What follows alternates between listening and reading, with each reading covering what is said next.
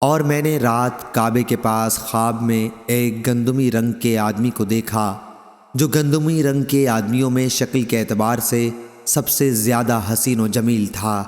اس کے سر کے بال شانوں تک لٹک رہے تھے، سر سے پانی ٹپک رہا تھا، اور دونوں ہاتھ دو آدمیوں کے شانوں پر رکھے ہوئے وہ بیت اللہ کا طواف کر رہے تھے۔ میں نے پوچھا کہ یہ کون بزرگ ہیں؟ تو فرشتوں نے بتایا کہ یہ مسیح ابن مریم ہیں۔ اس کے بعد میں نے ایک شخص کو دیکھا، سخت اور موڑے ہوئے بالوں والا، جو داہنی آنکھ سے کانا تھا۔ اسے میں نے ابن قطن سے سب سے زیادہ شکل میں ملتا ہوا پایا۔ وہ بھی ایک شخص کے شانوں پر اپنے دونوں ہاتھ رکھے ہوئے بیت اللہ کا طواف کر رہا تھا۔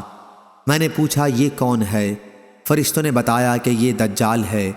اس روایت کے مطابق عبید اللہ نے نافع سے کی ہے۔ صحیح بخاری حدیث نمبر 3440۔